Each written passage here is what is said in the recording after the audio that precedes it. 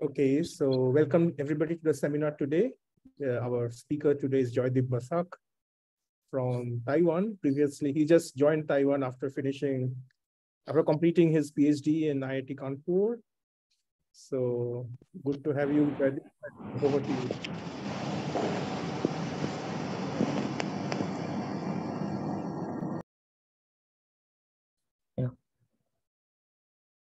Yeah. Okay. First, I would thank everyone, all of the organizers, to allow me here talk about my work. So today I will discuss reflected entropy in non-inertial frame. So this is upcoming work, as I corrected this one, 23. Upcoming work with Demetrius, Said, and Wen Wu. They're from different university. I am at NSYSU. So to start with, let me just show you the outlines. The first, I will talk a few things about entanglement and reflected entropy. Then some of the holography, because this is the source, or this is the first motivation to propose or discuss reflected entropy. So without this, it's a bit incomplete. Then I will focus to the problems with reflected entropy. This is very recent developments with reflected entropy. Then I will go to our setup and show some of the results there. And then I will try to summarize and indicate some of the future directions. Okay, so start with, let's discuss about what is entanglement. What do we know about entanglement? Understand how the entanglement works. So let's just consider a bipartite system. Let's say it is A union B, which is in a state rho AB, with density matrices rho A and rho B for rho AB for this, and rho AB different for A and B. So this state can be called separable if we can write this in this particular manner, where this Pi, summation of Pi is equal to 1. If we can't, then it is called entangled. Now, if a state has density matrix, this rho AB, then we can define the states in two ways. One is like pure state, another is mixed state. The condition for pure state is trace over rho square exactly equal to 1. And if it is less than 1, then it's a mixed state. Now let's consider bipartite pure state, and let's see what is happening. So let's consider bipartite pure state rho AB. In that case, one can define entanglement entropy, which is basically defined by the von Neumann entropy of the reduced density matrix rho A, when we get rho A by tracing out tracing out all the degrees of freedom for B from rho AB. In that case, this SA, or entanglement entropy, is defined in this precise way. And if we are working with a pure state, then SA should be equal to SB. Now, if we land into a separable state, in that case, SA is exactly 0, or SB is also equal to 0. Now, if we are working with a entangled state, let's say, for example, Bell state, it is like 1 by root 2, 0, 0, 1, 1. This is the Bell state. For that, if we try to compute entanglement entropy, it will be log 2. From this point, I will use base 2 here in log, so that in my rest of the discussion, I will have SA equal to 1 for Bell state. Now, having this, so this is up to for pure state, right? So what about the mixed states? So for mixed state, we have something called reflected entropy. Now, for mixed state, the measurement of correlation, or you can say entanglement, is heavily dependent on this particular thing, which is called purification. Now, first, let me just tell you from a mixed state, how can you purify a mixed state, right? So mixed state is basically some quotient or some part of a big pure state, where I have hidden some of the information or trace out some of the informations there, and whatever I have, the remnant, that can be can be thought of a mixed state. So the purification in this regard is very important. So you can understand that from a mixed state, if you want to go to the pure state, what you can do is basically you just try to collect whatever is hidden or whatever has been traced out from the total pure state. So that is one purification. You can just get to those and you can purify your state. But there is a problem. So problem is that about those sectors which was lost, and now I can get those back. So I can act unitaries on those states, right? On the size, you can say. And in that way, you can define more and more states, but inherently they give you the same information. So the purification scheme is not very unique. Because of this, to quantify the entanglement for a mixed state is very different job. So that we have many measures like reflected entropy, entanglement negativity, mutual information, and all those things. So one of them very recently it was proposed in 19 by this set of people, Datta and Faulkner. They proposed reflected entropy. So what basically reflected entropy tells us? So let's say to define reflected entropy, let's start from a mixed state. Let's say this rho AB is a bipartite mixed state. Let's start with this. Then we try to purify this canonically. That means when you have A and B, what you try to do is that take a copy of A and B, let's say A star and B star, and then you see that A, B, A star, B star, the full thing is pure. This is the procedure of canonical purification. And with this, when you have this rho A, B, A star, B star, that is your pure state, then reflected entropy is defined as the von Neumann entropy of A star. So you have to trace out B, B star degrees of freedom, and whatever you have, rho A star, you just try to compute the von Neumann entropy for that. And whatever you get, that is your reflected entropy between A and B. Now, this is the rough procedure. Now let's go to some techniques. So how to do this step by step, because this is important in our case, where we are going to deal with some states, quantum mechanical states. So these steps are very important. Okay, so start with, let's say rho AB is any mixed state that can be expressed as a sum of pure state in this precise manner, where you can have this PA from 0 to that is bounded 0 to 1 here, and this psi A is basically orthonormal basis of HA cross HB. Now Smith decomposition of this phi A of the bases like IA for Hilbert space A and IB for Hilbert space B can be written in this precise format, when we have this summation over LAI is exactly equal to 0. Then you can write this density matrix here precisely in this way, where you have this PA and root over LAI, LAJ, and then this full thing. Now up to this part, it was only a mixed state here, this rho AB. Now I will define the pure state, which is called square root of rho AB, now which is defined not only on HA or HB. Now also I'm adding HA star, HB star. How I'm adding that? You just see here this IAA and IAB, these two here is intact, and JAA and JAB, I am just flipping them. So this is what this is what is happening here. And because of that, we are just getting the copies of really A and B, just like A star and B star. Now this is the canonically purified state on the Hilbert space HA cross HB cross HA star cross HB star. Is the state unique? Sorry? Is the state square root AB, rho AB unique? Yeah, when you have this thing. If there is some degeneracy? No, if the eigenvalues L are equal, what happens? Oh, okay. So basically when you have particularly this row AB, if you can write this row AB uniquely, then you can uniquely write this. No, I mean, my point is that it depends on this IA and JAs, right? Yeah. And if they're not unique, if there is some degeneracy, then there is some unitary.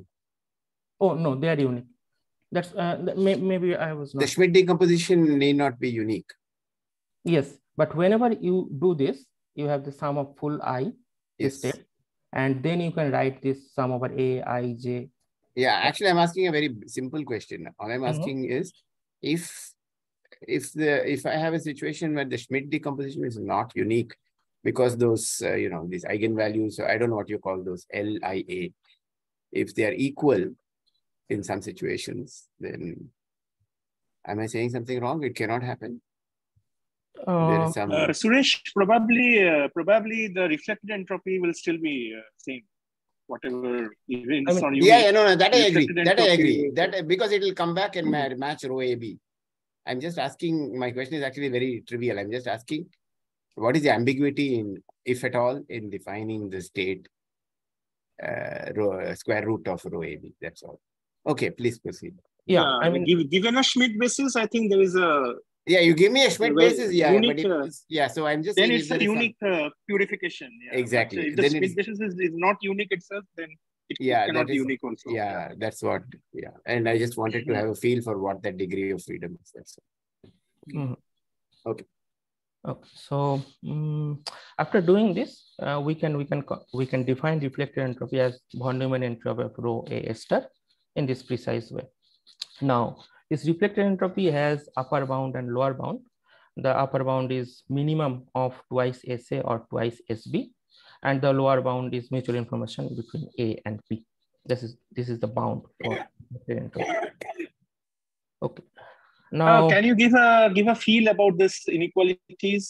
For example, when you saturate this bound, what you expect? I mean, yes. Okay. Let me tell it now. So basically, the upper bound, this minimum of twice SA or twice SB, it is strictly for pure state. When you have a pure state, then this is twice SA or twice SB, that is exactly equal to SRAB.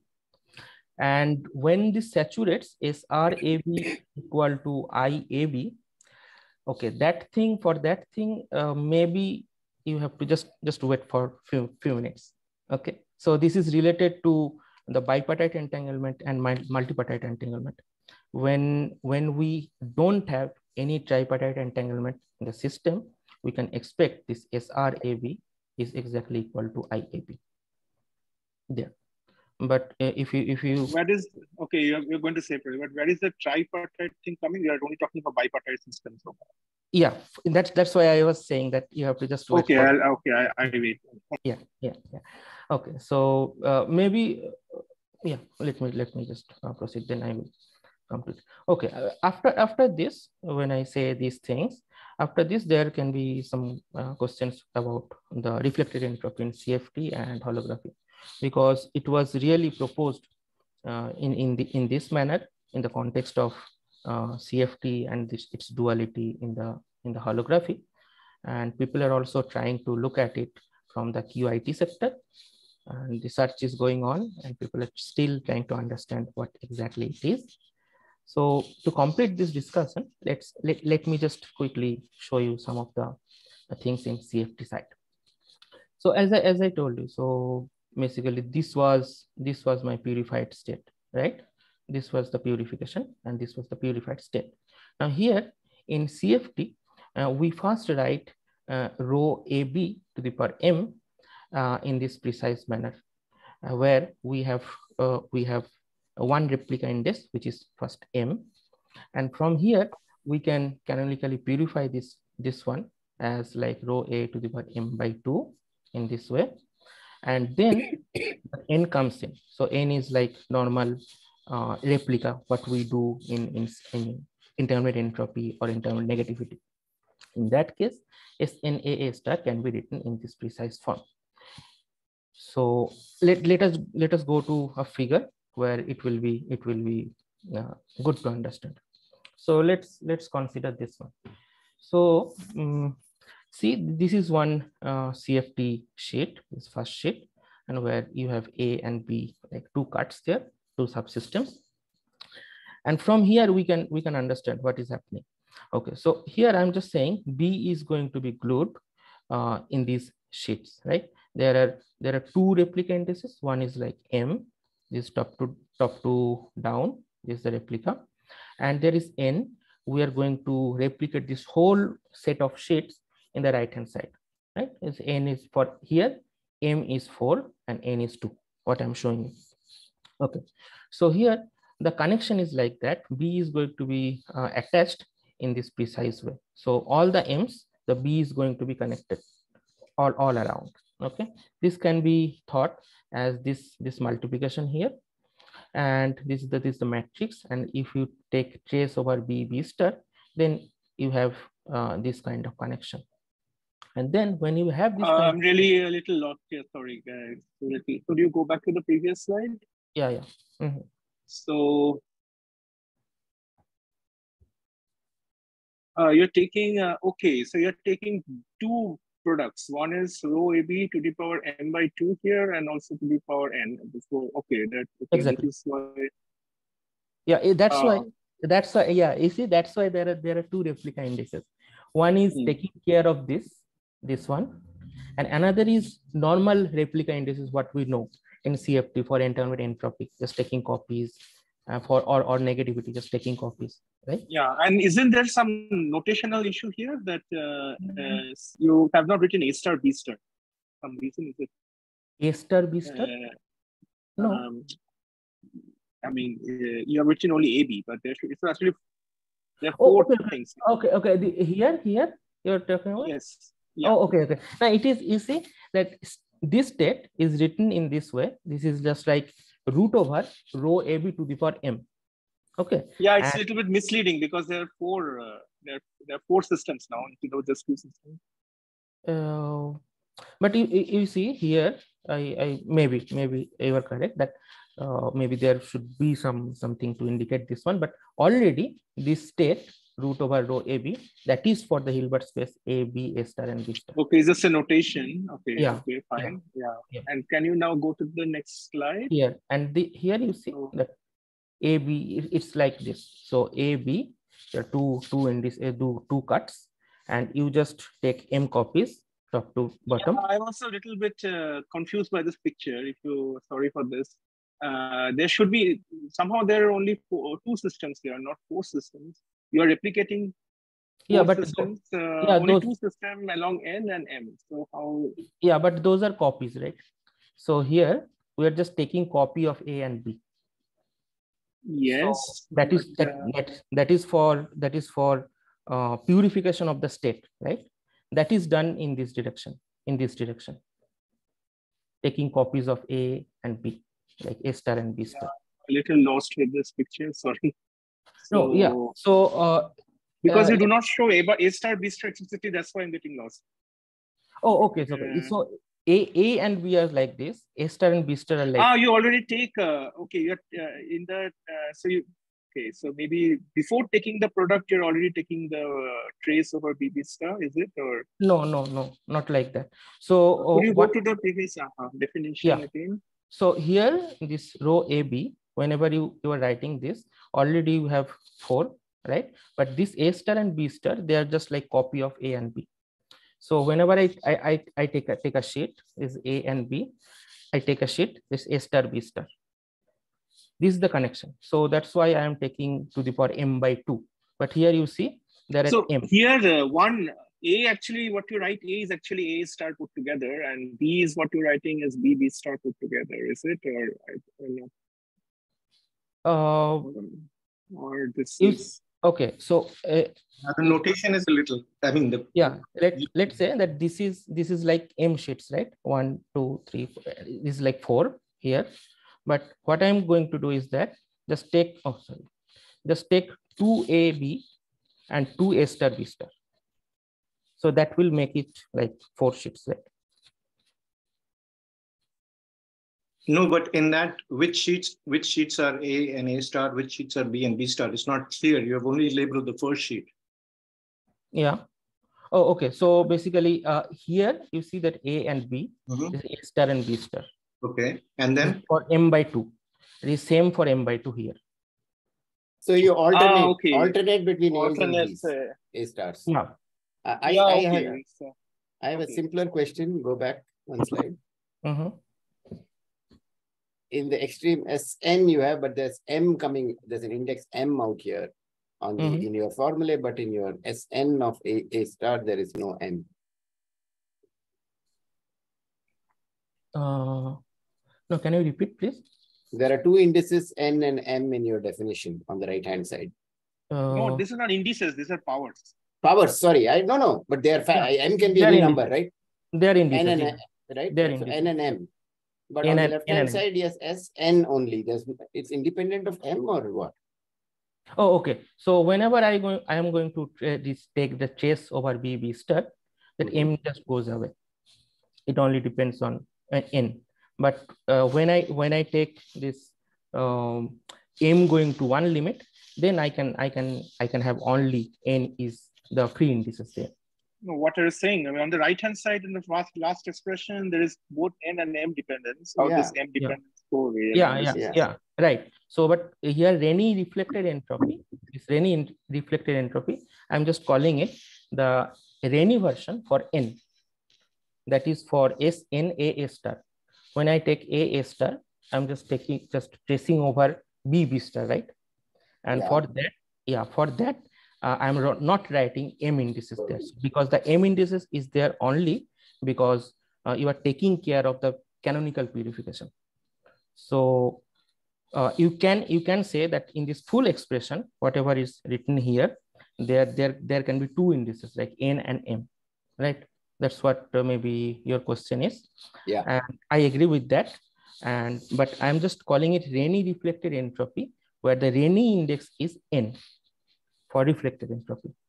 Yeah, and but what is the statement you're making, that there is no dependence on m?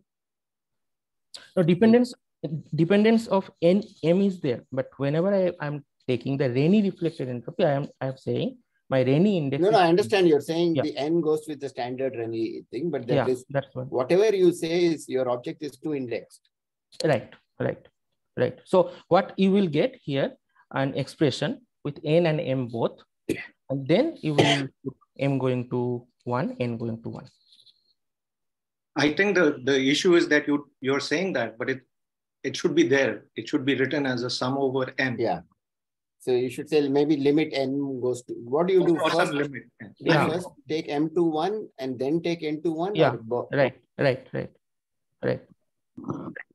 Anyway, that was what. Does the order of limits matter, or it doesn't matter? Yeah, it matters. Can you take the limit n goes to 1 first, and then it m matters. goes to, or you to first take the limit n goes to 1, and then you take the limit m goes to 1, is it?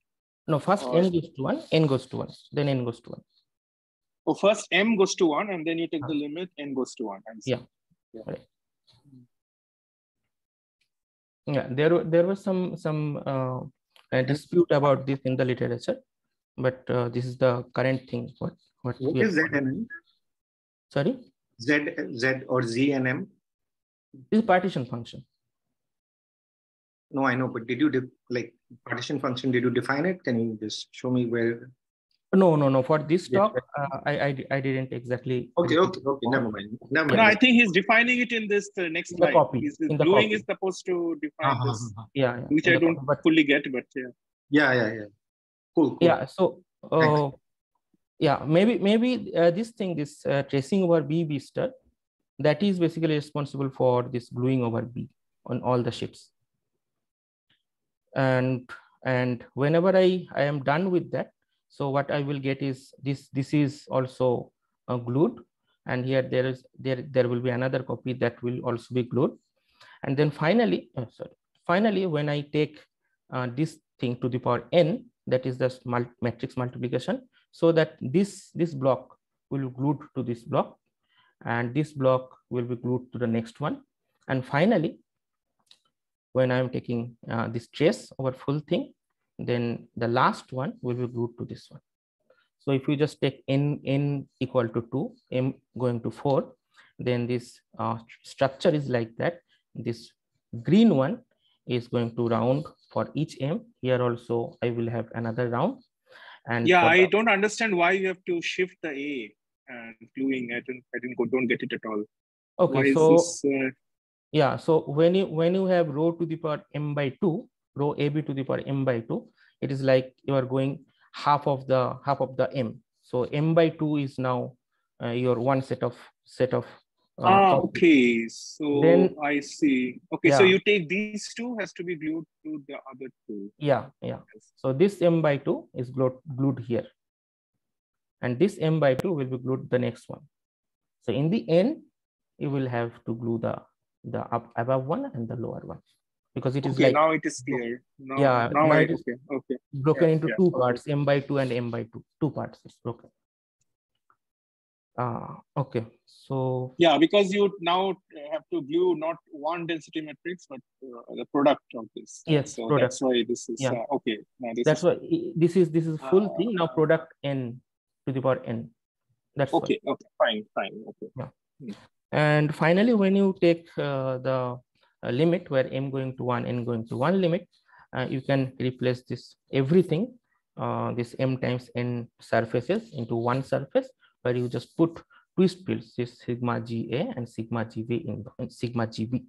So this is only for A subsystem, this is only for B subsystem. But you see that when we talk about entanglement entropy or entanglement negativity, there we don't really think about A and B like different. We have twist field tau for A and twist field, same twist field for tau operator for B. But here the story is quite different, because the sigma GA is only devoted for A, sigma GB is devoted for B. It is because it can be understood from this picture that the gluing procedure for A and the gluing procedure for B, those are quite different. So that's why we need to have two indices here. And accordingly, their H or conformal dimension, those are also going to be changed. And if we take care of these things, then we can compute reflected entropy just by computing 3-point function, 2-point function, and all those things. In fact, wouldn't it make sense to split instead of writing A and B on one parallelogram, I would have done two separate things. Because anyway, it's a tensor product, right? It's A tensor B tensor B star, whatever, right? So it's not like they are in the same Hilbert space. A and B are different, right? So this picture which you have drawn, there's no need to do that also, right? I mean, I could have just done one set of things for B and one set of things for A separately. Oh, I think you can't do that. Why? If you can really do that A and B in that way, then it is like this sigma GA inverse sigma GB that would be equal to unit. So that doesn't matter. So just like you are taking care of A differently and B differently, right? But it doesn't, because you see from sigma GA inverse and sigma GB, that has different notion. One is like going up, another is like going below, right? And if you just look at this sector, so if you just try to compute sigma GA inverse sigma GB, it's not exactly coming to the down surface. It can go to the here. So that's why here in the CFT, when we try to explain reflected entropy, we don't have sigma GA inverse sigma GB as unit. So that is different. So that's why I think you have to keep both here. Okay, thank you. Yeah. Okay. Okay. So after having an overview of this, let me go to the holography sector, where it has been already proven or already discussed a lot in the literature that the holographic dual of reflected entropy is entanglement wedge cross section. So before that, let me just very shortly describe what is entanglement wedge. In that case, just take this figure. Okay, so I have the bulk inside, and this is the boundary. And this boundary, I have subsystems A, B, and C. There are three. Now I'm just trying to just trace out C. So what I have is A union B. And for this A union B, I have the wedge, which is shaded in blue. So there are two possibilities of wedge for A union B. One is that it can have two disconnected sector. One is for B, like this one and this one. You can see the cursor, right? Hello. Yes, very much. Okay. Yeah. So for A and B, if you take A and B size of the A and B to be very small, in that case, you will see that we will land to disconnected intermediate wedge sector where we have wedges like this one and disconnected one, this one. But let's take A and B to be a bit large. In that case, we will have the connected wedge, which is in this blue region. And in that case, when we have the connected wedge, we can try to define intermediate wedge cross section as a codimension 2 surface with minimized area, which divides the whole wedge of A union B. So how to do that? You just take one point here, another point here. You just take to just connect those. That is going to divide the whole wedge into two parts. Now you try to minimize that. So if you minimize that, I'm just saying that this one is the minimized one. So this will be called intermediate wedge cross section for A and B. Now having this in mind, so let's say that A and B having a mixed state, and we have to purify that, canonically purify A and B. What we did is basically take a copy of A and B, like A star and B star here. Like here also, we are going to do the same. And here we have to take a copy of this wedge as well.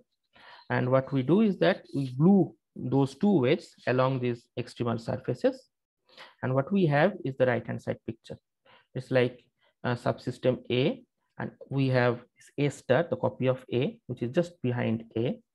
Subsystem B here, the copy of that subsystem B star that's behind there. And we have two copy of wedges. One is the front side, another is back side. It's like a funnel type of thing with two faces.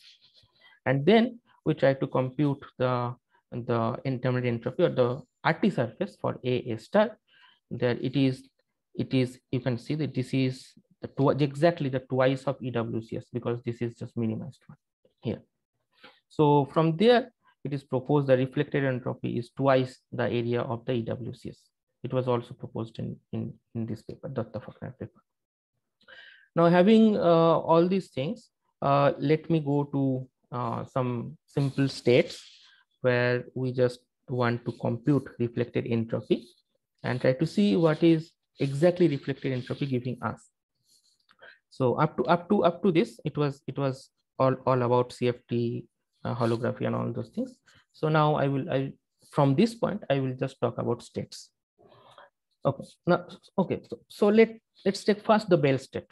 So this one is the Bell state, is 1 by root 2 0 0 1 1. I am trying to compute mutual information between A and B, which is exactly equal to twice SA or twice SB, which is equal to 2, because I am using base 2 now. So this is 2.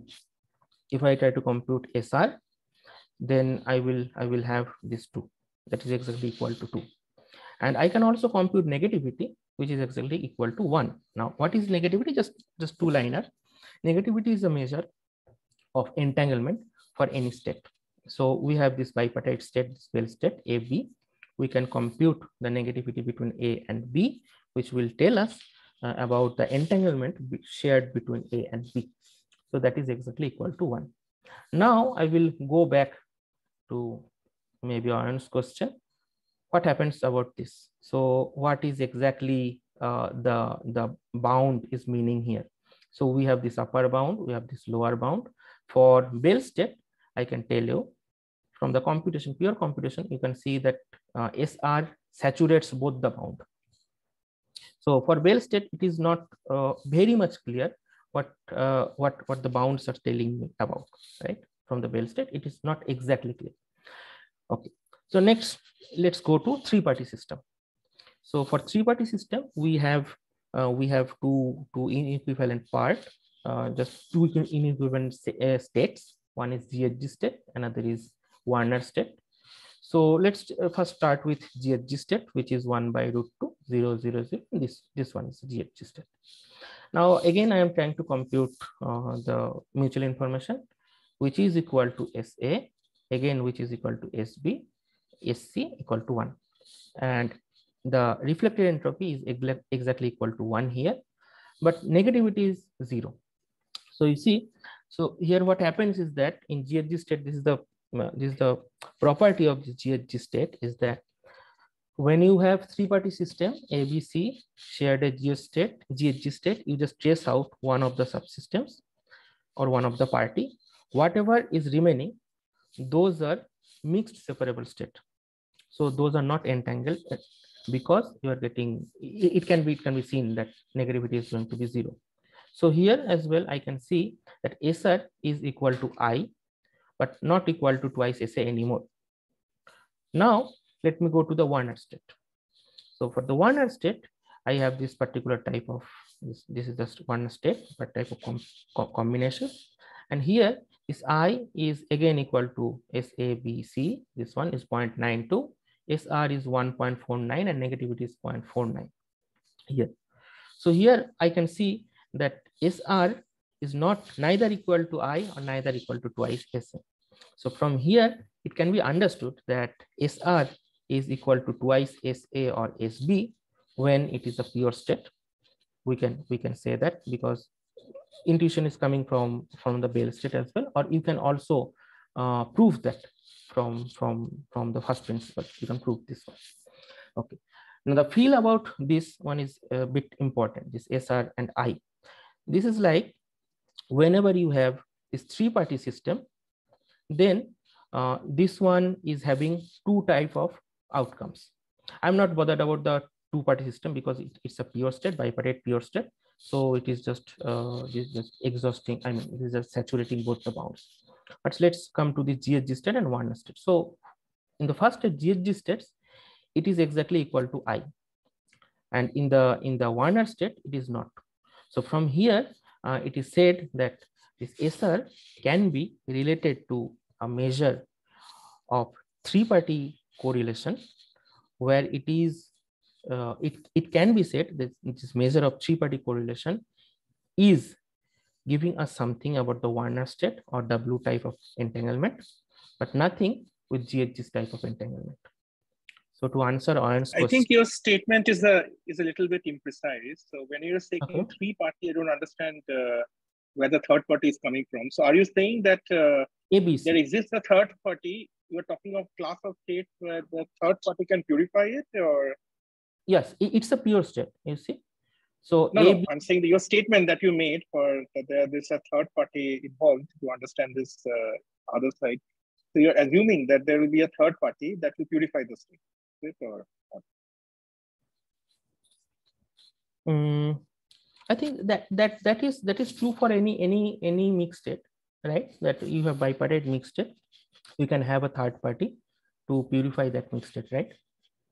I don't know. I mean, I don't know whether the extra party is enough to purify it, because the canonical purification would involve like 4 parties.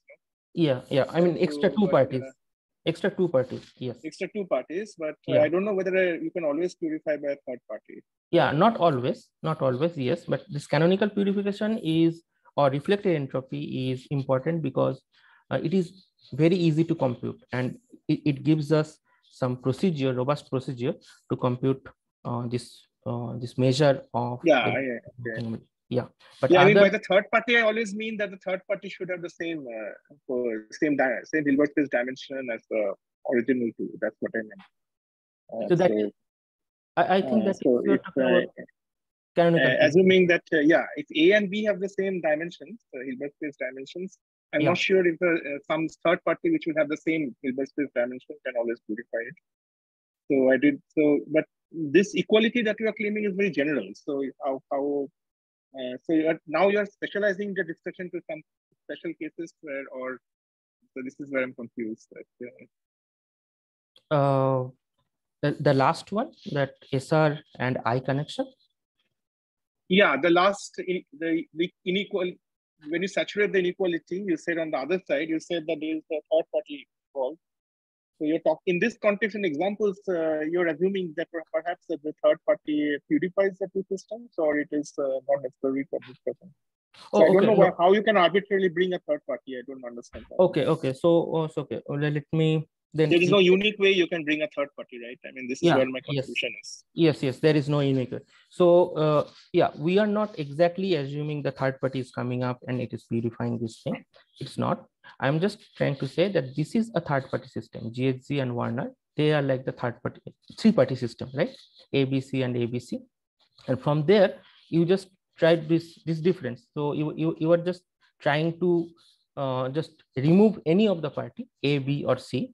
Whatever you are left with, that is the two party system, right? And in that two party system, you can compute SR and I both. And here also, you're doing the same. So here you have ABC, you're just removing one part, and other two you can compute SR, also mutual information.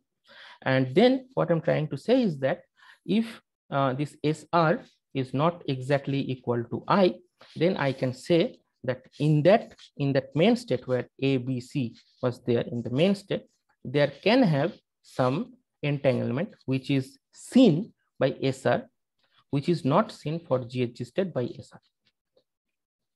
So I can tell you about another example which people computed. Yeah, but this is something that again confusing because okay, so you say that if there is a case, so this is what I get.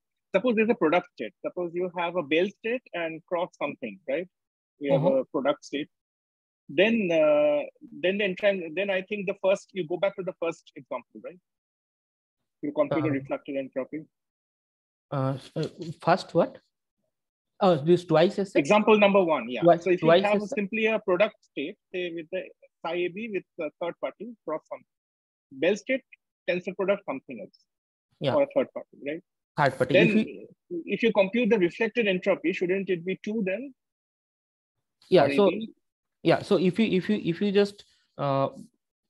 just move away the third party, and then still you will have the bell state, which is the pure state.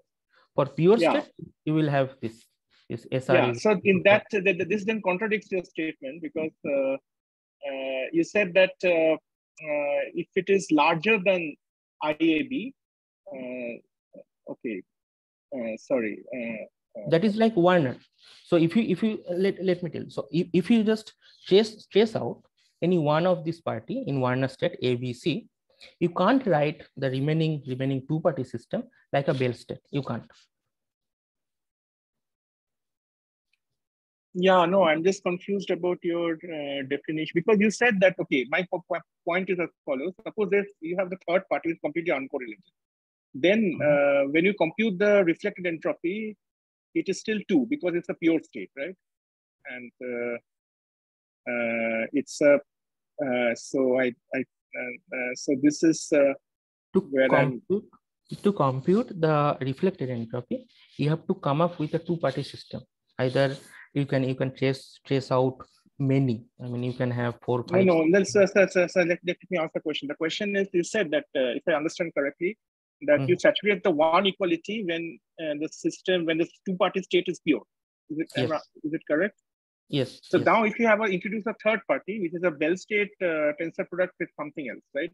Then you still have 2, right? But 2 is the largest. So you instead, so then that has no correlation with the other with the third party, but still you're having large reflected entropy. So isn't that a contradiction of what you're saying? So you said that the larger than reflected entropy, more the correlation in the third party among this in the 3-party state. Yes. So, but this is a contradiction because if I tensor product of the bell state with something else, then there is no correlation between the third system, and yet I'm producing large reflected entropy. Yeah, that's why I'm saying. So this difference, SR minus I, this difference is giving you some notion of 3-party correlation. When I just give you a counter example, right? So what's wrong with my counter example? Okay, so in that counter example, so if you try to have the third party with the bell state, then you have to consider a 2-party system, right? To compute this SR. right?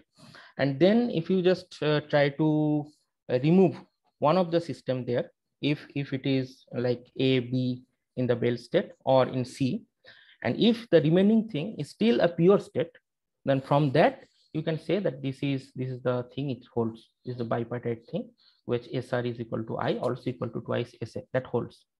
But if it is not, that is a mixed state, then you can have this scenario where SR is not equal to I or greater than I. So sorry, I didn't completely understand what you said, but the claim is somehow that only if it is a mixed state, you can have some idea of correlation, exactly. otherwise not. Yeah. So for a pure state, but this reply doesn't seem very convincing to me. But anyway, you see that for a pure state, it can be proved exactly that it is twice SA or twice SP. So for pure state, it is like this. Okay. And if your system is two-party pure state, in that case, you can just compute SR and I, they are exactly equal. So they are saturating both the bounds. So for bipartite pure state, we cannot have the notion of the SR as a multipartite entanglement measure. But from here, from GHZ and Warner, we can have something. So from GHZ, as I said, from GHZ, it is also blind to the GHZ type of a three-party correlation. But for Warner, it is not. So maybe we can move on. Just one comment. So it is the property of SR. I mean, if you just try to compute entanglement of purification here, so entanglement of purification is also having the same kind of bound. So it is like bounded by twice this thing, and the same bound is there. But entanglement of purification is what should I say? Is responsive when you have a GHG state. So there, if you try to compute entanglement of purification, that is not exactly equal to I. So that is then the difference between entanglement of purification and I, that gives us something which is thought of as GHG state or tripartite correlation in GHG state. So this is like, okay, let's move on, because I think you have not come to your own work yet. So let's move on from there. Okay, so okay, so because it is related to the last point, as I said, so people can define a Markov gap, so which is defined as the difference of SR and I, these two. And in this paper, in 21 by Zhou and others, it is proposed as a measure of tripartite entanglement, and it follows from the lower bound of the reflected entropy that this Markov gap should be greater or equal to 0. It can be 0, or it can be greater than 0. That's all. And this Markov gap can be written as a conditional mutual information in this way, where this conditional mutual information is having this expression like this. It was also defined in Dutta and Faulkner. So again, if we go back to our states like Bell state, GHG state, and Warner states, here we see the Markov gap is going to 0. The Markov gap is again 0 for GHG state, and for Warner state, it is non-zero. That's from this I was trying to say that is Markov gap for. Just one question, sorry, for the definition that you gave from HAB, that is assuming canonical purification.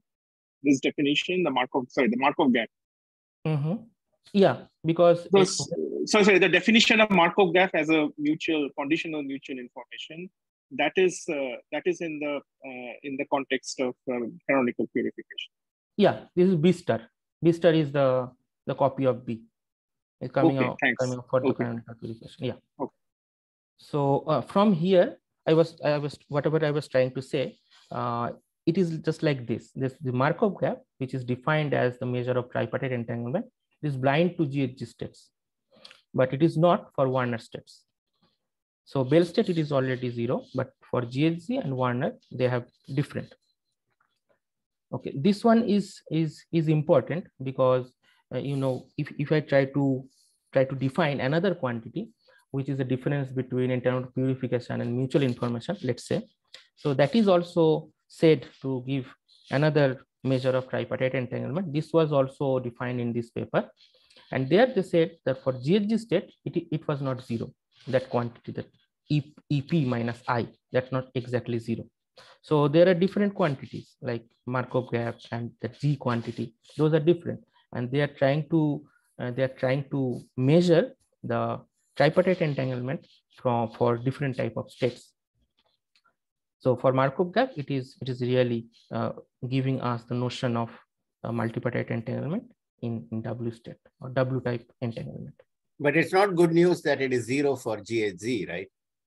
Yes. It's not good news. So it's not a great measure of tripartite entanglement. Yeah,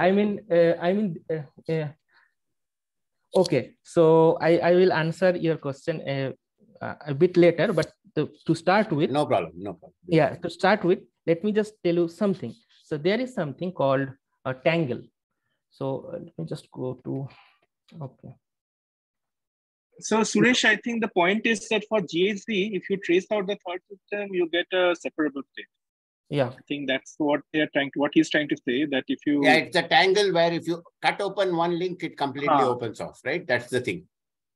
Yeah, right. Right. If you cut third one or anyone, the other two will become disentangled. But it is not the end of the story. Maybe because people have defined this quantity, which is tangle, which was defined by Kaufman, Kundu, Wouters in 1999, and it has this. This is basically proposed as a measure of three-party correlation, but it has this property, this tangle between A and B, tangle between A plus A and C. If you take the sum of these, then it will be less than a tangle between A with BC. And from this, they tried to define a non-negative quantity, which is residual tangle, is defined like this. And people, sometimes people use this quantity as a measure of tripartite entanglement there. So for GHG states, you can see that for GHG, the tangle is equal to 1, but for 1R state, the tangle is 0. So it depends which kind of quantity you are trying to use. If you are using tangle, then you will be completely blind for W state. If you are trying to use Markov gap, you will be blind for GHG state. So there are limitations. So that's why people sometimes say that it really depends which type of entanglement you are trying to probe. So depending on that, you can define different quantities like Markov gap or tangle or something. Okay, and but that quantity is very important. That internal purification minus I, that quantity is very important. But the problem is that for entanglement of purification, it is hard to compute. So that's why we have these things. These are easy to compute, but we have to pay the price. The price is like this. When you say easy to compute, you mean holographically? No, in QIT sector as well. Okay. Yeah. So this thing we could do that. We could do everything in this Markov gap and SR. The states we are considering, I can do it on paper. In the end, I will take help from Mathematica or with the matrices, but in the initially I can do it analytically, very long length. I can do it some part.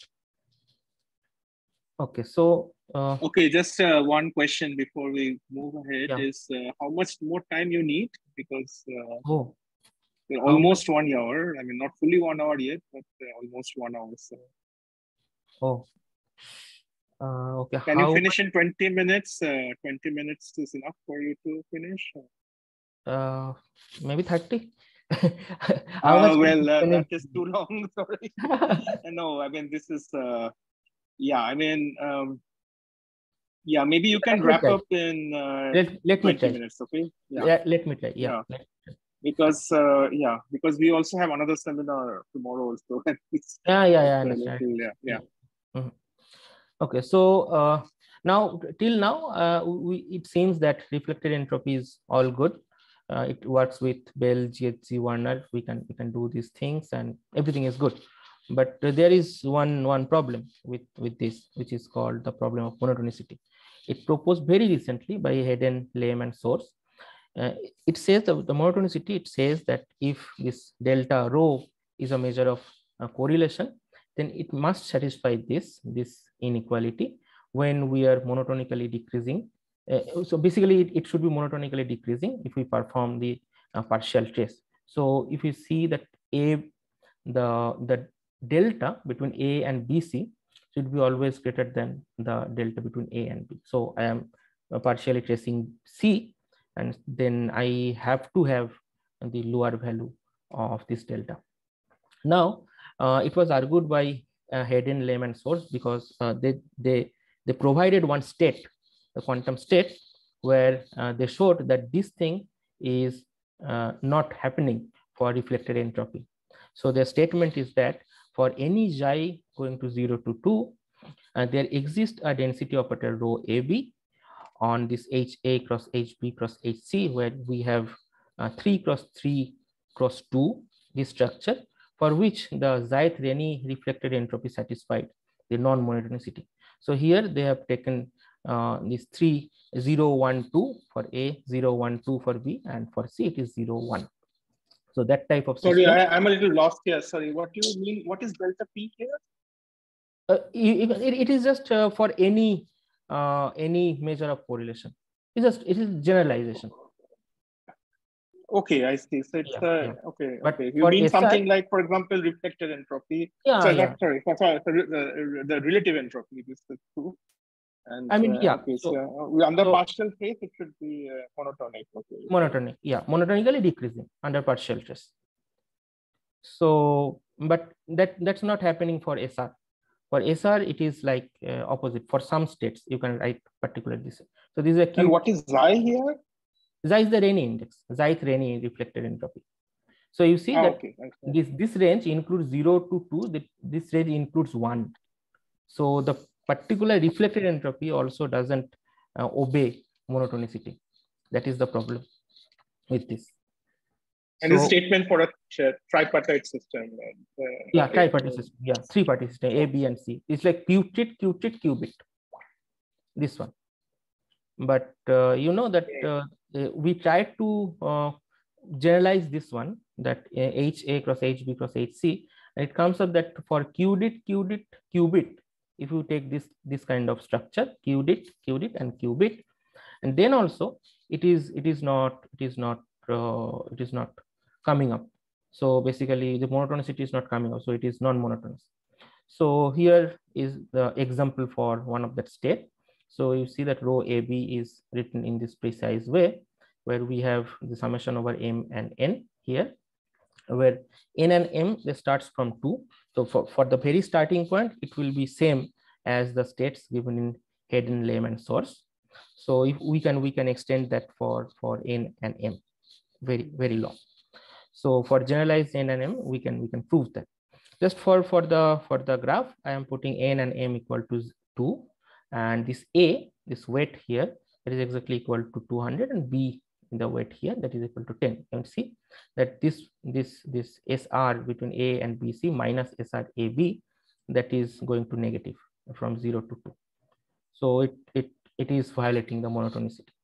And this result heavily depends on the values of A and B. If we change the value of A and B, this point, this shifts here.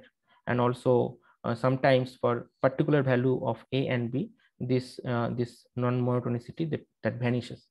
What we are trying to do is that we're trying to find out the exact relation between A and B, where this problem appears, and trying to find out some of the physical connections there.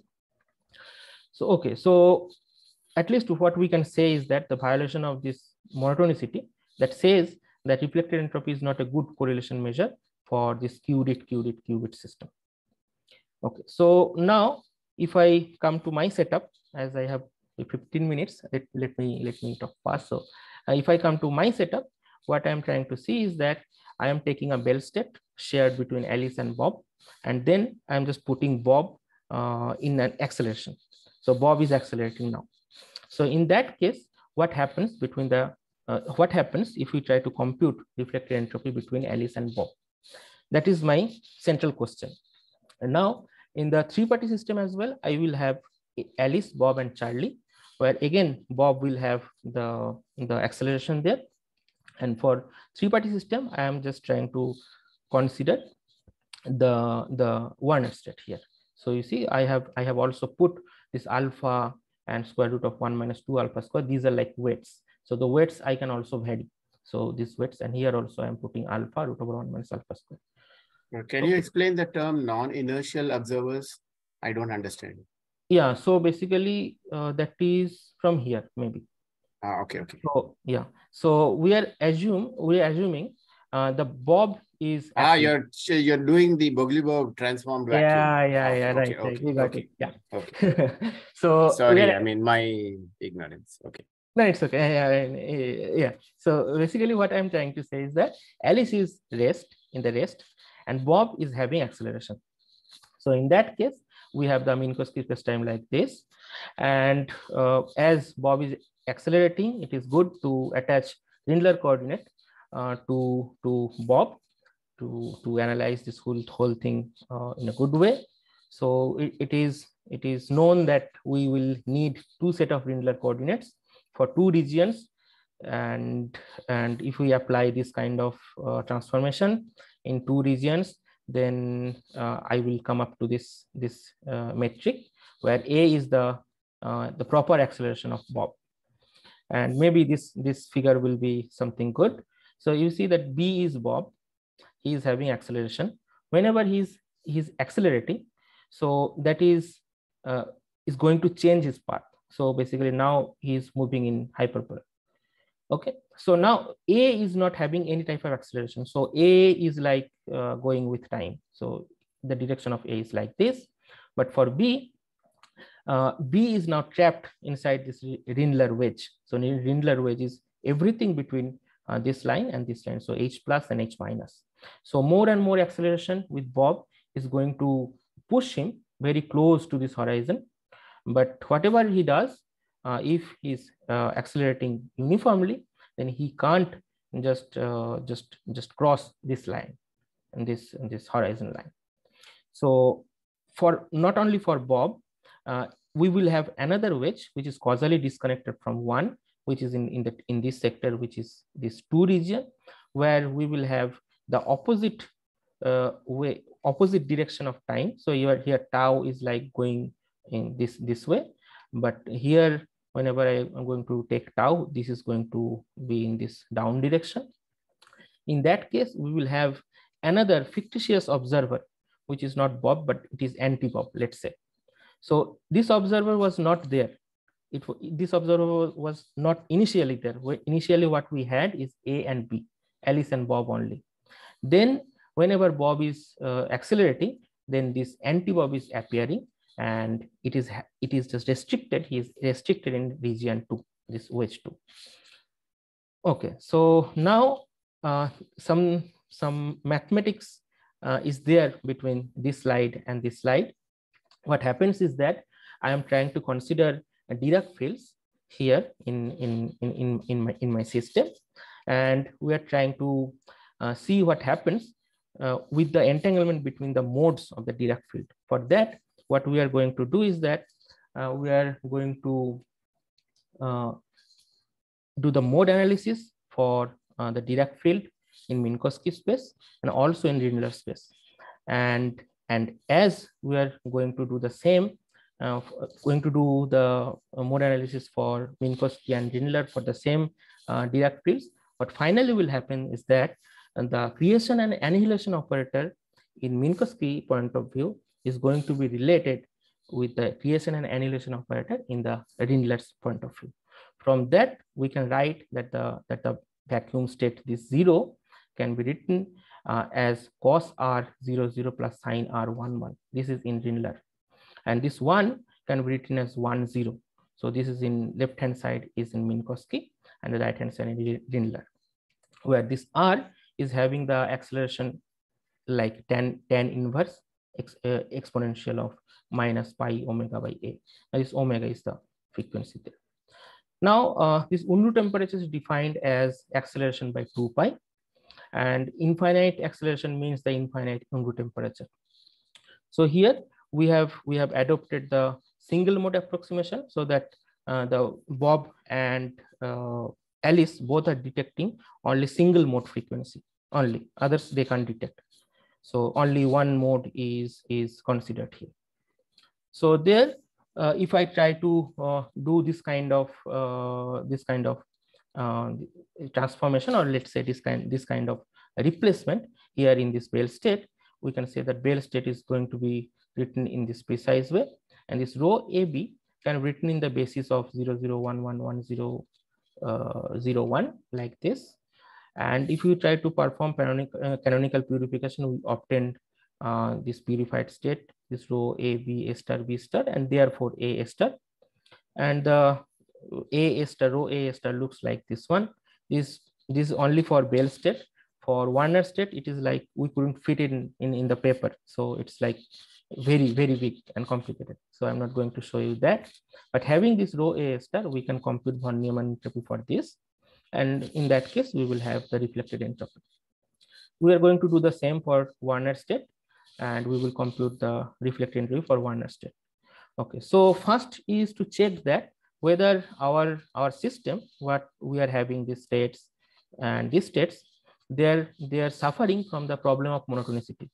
So for that, we considered each and every possible combination between this SR of A and other subsystem SR for A and other. So we tried to check the monotonicity for each and every combination we can have. So this is just one example. What we find is that these are showing to be monotonic for all Renyi indices. If we try to plot from 0 to some, we tried from 0 to 50, it was coming to be monotonic. So at least the problem with non-monotonicity is not there in our system. So we can go ahead with the computation of SR, and we can have some intuition about the correlation. You mean you checked for all possible states, or only for those 3 examples? The states are here. Only these 3 states. Yeah, but the parameters you have alpha and R space. You're playing with that. Alpha and R, yeah. So we did a 3D plot. Okay. And you see that here is not only ABC, it is like A, B, B bar C. So Alice, Bob, Anti-Bob, and Charlie. So you can have the reflected entropy between A with BC and reflected entropy A with B. So A with B will always be smaller than A with BC, right? So we checked all the combination. So that is coming out to be okay with monotonicity. And also same for Bell. For Bell, the number of possible ways to combine these things are less, but for this we had many. So we computed all those, and we saw in the 3D plot it is monotonic. So at least here we can study. Okay, now I'm going to show you that for a Bell state or accelerated Bell state, let's say this is the result for SRAB. This is the blue one. SRAB bar, which is the orange one, and the green one is the BB bar. So here you see that it starts from 2 exactly. So when R is plotted against R is the acceleration. When R is 0, that means we have no acceleration. So without acceleration, it is exactly the Bell state. For Bell state, I showed you that the result reflected entropy is equal to 2. So it is exactly starting with 2, but it is coming down with acceleration. Why is it happening? It can be understood that whenever R is 0, we only have A and B, right? But with changing R, or let's say increasing R, we have A, B, and B bar. So now the entanglement is shared between 3 parties, A, B, and B bar. So because of that, it is coming down. It is coming down monotonically. And in the other hand, if you try to compute SR, which involve B bar, let's say A with B bar or B with B bar, that will start from 0 and it will increase. It will start from 0 because when R is equal to 0, then this B bar was not there. So it will start from 0. That didn't exist, the B bar. And with the increasing acceleration, it is going to be increased as well. And this is the limit where r is equal to pi by 4. The r is equal to pi by 4 means the infinite acceleration. So exactly all the nature will be captured from 0 to r equal to pi by 4. That's what we have plotted. For the Warner state as well, it starts from 1.49 and it is coming down. But these two, this SRA V bar and SRB V bar, those are increasing. Is like same. We have used this alpha to be 1 by root 2 and alpha to be 1 by root 3. If we just change alpha with some other value here and here as well, and the total the qualitative behavior doesn't change, but maybe their value is little bit up and down there.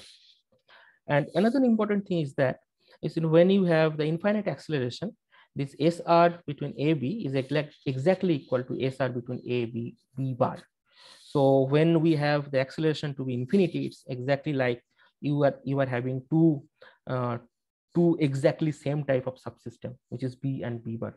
They're like same subsystem, and two same thing we are having A, B, and B bar.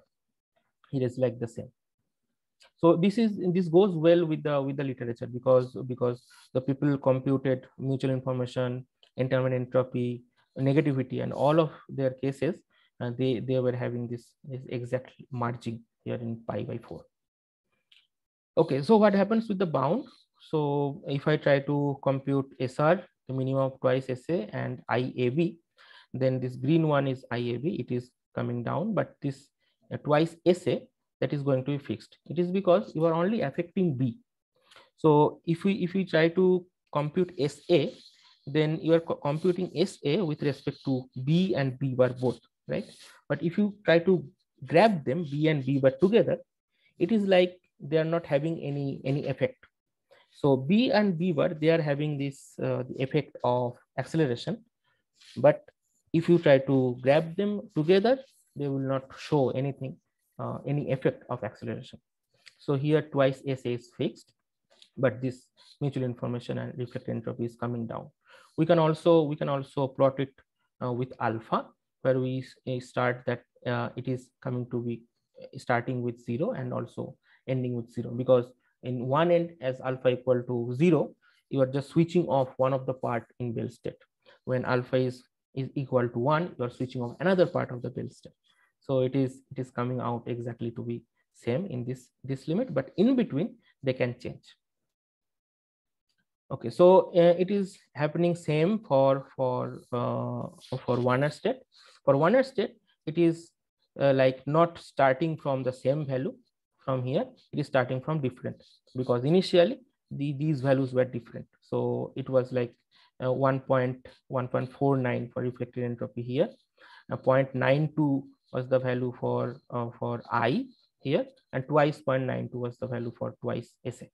So this is starting from this, but again, it is coming down, but this one twice SA, that is fixed. Here also we can plot with alpha, where it is like the mutual information, it is not coming down here, but we can have the same behavior like twice SA and SR like this.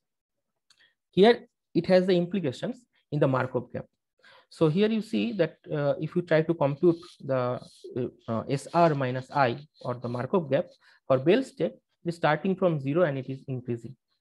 And this is very important, because people in literature, people try to compute the three-party correlation in Bell state when you just apply acceleration to one of your subsystems, let's say A or B.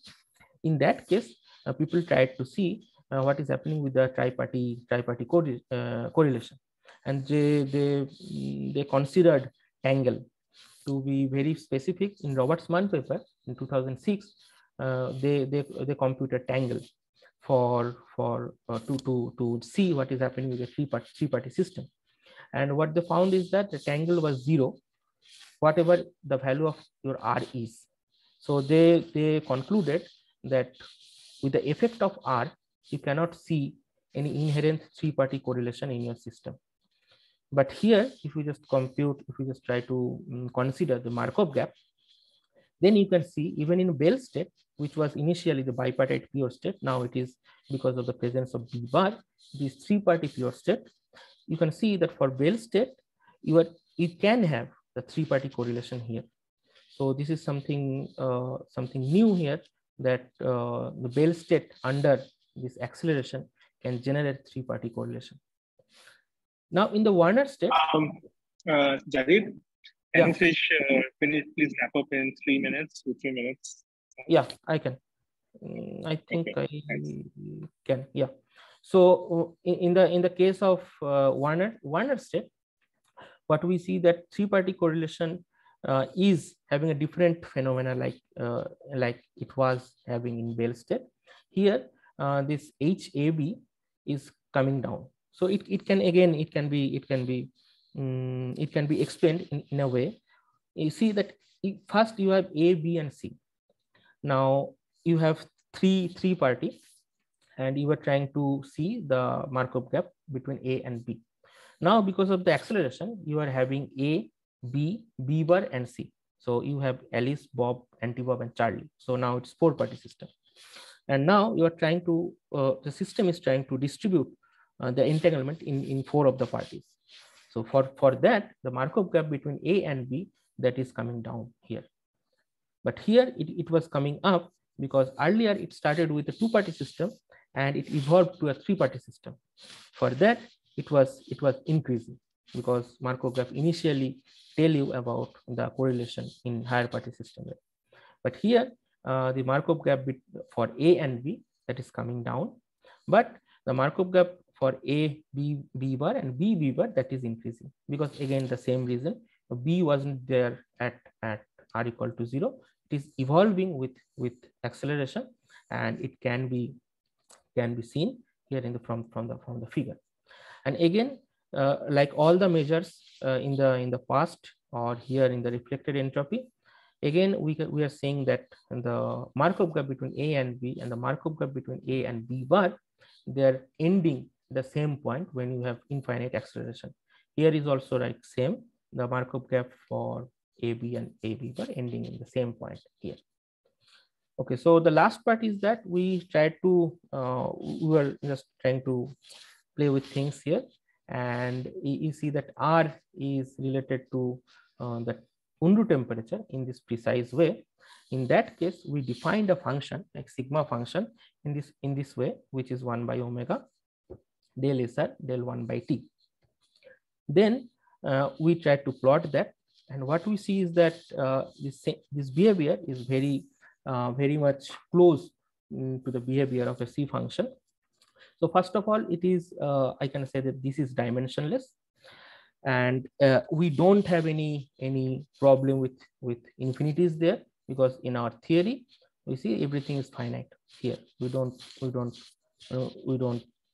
have any infinities here in the theory. So it is already regularized, you can say. It has been taken care of. Is one condition that is matched. Another is that it decreases monotonically. So we have plotted this sigma function with T. It is this omega sigma with respect to T. And for large T, I'm just trying to use T as a proxy of my energy. A large T is like UV sector, and the low T is like IR sector. So in the large T, if we just try to plot the sigma T with T, you will see that all these values, all these n, they are going to march. So they're coming up from the same value, and they're coming up to the 0 here. So then they are just decreasing monotonically along this RG flow from this UV sector to IS sector. From this resemblance, we are kind of we're trying to propose that this sigma function is very closely related to the entropic C function, which is there in the literature. So with this, I'm just maybe, how much time do I have? We are really out of time. Maybe okay. So maybe I can skip this one. Yeah. So I can just summarize this. We have checked the monotonicity for reflected Renyi entropy and showed that it works well for 3 qubit and 4 qubit state. What we have considered here, For other dimension, it is problematic. Of course, it can be. We also computed reflected entropy for bipartite and tripartite fermionic field when it is having some acceleration. This intermittent entropy, we're seeing that it is decreasing between Alice and Bob due to this in-brew effect. And at infinite acceleration, it is reaching to a non-vanishing final value, which is in contrast to the bosonic case where it reaches to the zero. It vanishes there. And we also showed that Markov gap, which was introduced as a tripartite entanglement measure, that changes monotonically with acceleration, even for the Bell state. And we also obtained a sigma function, which has close resemblance with the C function in literature. And here are some of the future directions. One can check all these things with bosonic degrees of freedom. And we can put this whole thing in a black hole background and do the same kind of analysis. We can also understand the non-monotonicity of reflected entropy of Markov gap with much more study of with those weight factors A and B, let's say. And we can also consider other states to understand the nature of the multipartite entanglement which is offered by the Markov gap, let's say. And also we can check the detailed connection between this sigma function to a C function, and also other things are there like entanglement harvesting and all other things that can be studied in this field. Okay, so thank you. Thanks, Jaydeep, for this talk. We have can take questions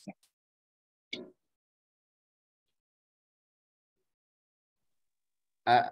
Where was the field theory in your computations, in your examples? I thought you just took some state and you just boosted and yeah. I mean, yeah, field theory was there in the Dirac field. Whenever you are trying to do the Bogoliubov transformation, field theory. Yeah, I mean, but that's a proxy. I mean, you just work with some state, right? I mean, yes.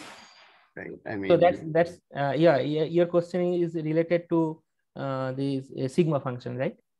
Yeah. Exactly. Yeah. This so extrapolation that seems extreme. Yeah. That's why we are not exactly naming it as C function. We are just saying that this is a function in this theory. We are having some kind of similarities with the C function. Okay. Not exactly the C function. Yeah, we can't say that. That's why I said that we have to check in detail between this connection. Okay. Thank you. Yeah. Okay, so what is the definition of sigma function again? What's the, is it a, said there is, yeah, so I don't understand. With respect to 1 over t, and more generally, I thought, if you want to define it more generally, shouldn't it be some omega dependent quantity rather than a t dependent quantity? Or this SR is omega and t dependent, both are there, right? Maybe so logarithmic derivative, yeah, I understand, but you said that it is something that is more generalized. You want to make a statement in field theory, so you want to probably say it is the logarithmic derivative with respect to omega, or you have something else in mind.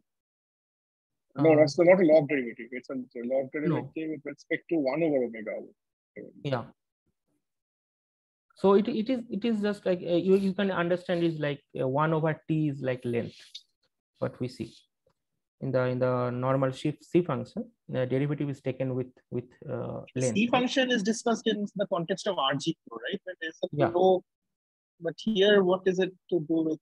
You have both omega and t involved here. So and sigma depends on the state, not the system. I mean, this is what I.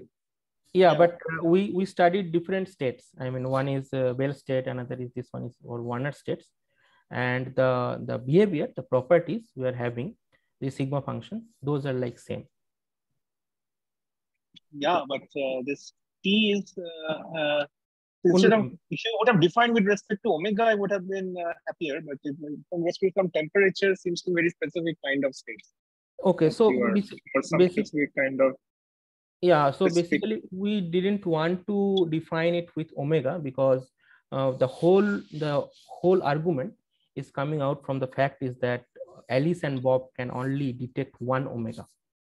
So that's why we are plotting here for different omegas. We didn't try to vary omega continuously. So your omega, of course, is fixed. Yeah. So the omega is here to make it like dimensionless. So you think that the reflected entropy can be used to define some key function more generally? From CFT side, it should be. It should be like this, because if you try to think about its dual, which is EWCS, you can see that you can have two intervals, and between them you try to compute this EWCS, and you can have this full length can change, and you can see that EWCS is going to access more and more deeper into the bulk. So from that intuition, it should be the case where we should have some C function with SR, but really we have to pen it down. Sorry, I didn't get this EWCS connection. Can you? So what exactly you are varying there? The size of the intervals, or? Yeah, size of the intervals. Okay, with respect to that. Okay.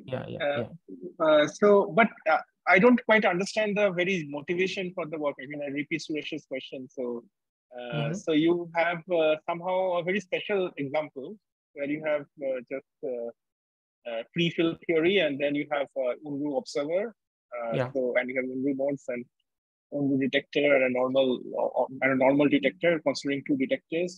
But this is a very special case. In general, of course, field theory is much more complicated than you can have. If you introduce interactions or something, the whole thing can change, and all your results can.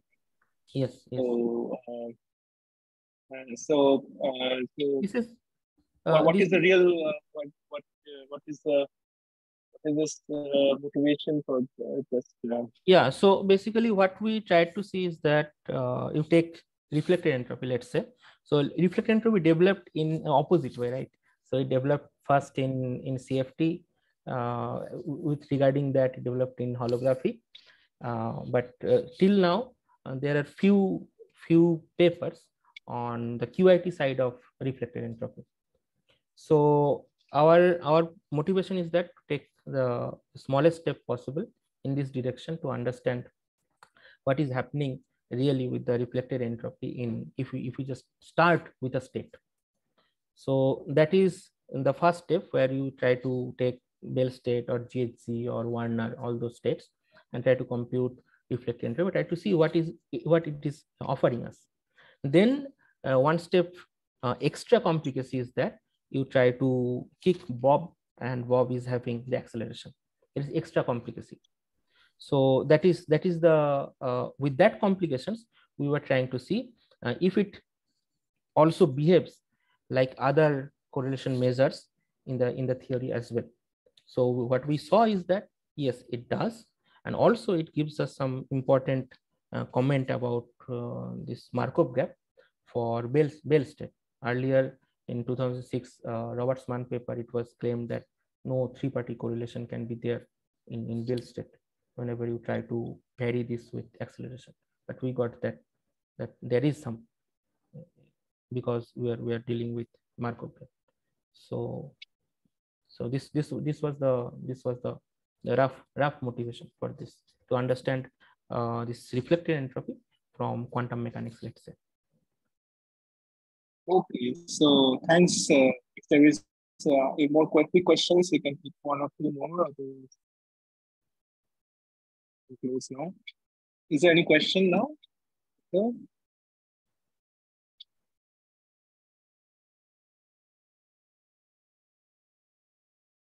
Okay, so thanks, Jaydeep. Let me close the recording then. Thank you, Jaydeep. Okay, thank you. Bye-bye.